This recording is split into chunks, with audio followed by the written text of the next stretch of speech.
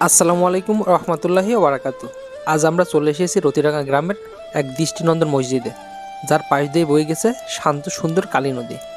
মসজিদে ছাদে বসে আজ গ্রামের ছোট বড় ভাই ব্রাদার মুরব্বীরা সবাই একসাথে ইফতারে অংশ নিয়েছি। কি অসাধারণ এক পরিবেশ!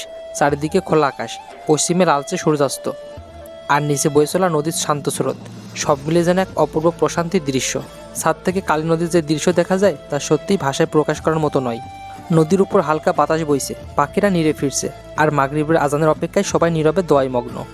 ইফতার শুধু খাবার নয়, এটি ভালোবাসা, এটি ভ্রাতৃত্ব, এটি একতার বন্ধন।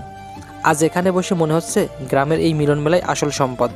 একসাথে বসে খেজুর ভাগাভাগি করা, এক গ্লাস পানি দিয়ে রোজা ভাঙা, এই ছোট ছোট মুহূর্তগুলোই জীবনের সবচেয়ে বড় সুখ। কালী নদীর স্রোতের মতোই যেন আমাদের এই ভালোবাসা ও ভ্রাতৃত্বের বন্ধন চিরদিন প্রবাহমান থাকে। আল্লাহ আমাদের সবাইকে এমন একতা ও ভালোবাসায় আবদ্ধ রাখুন, আমিন।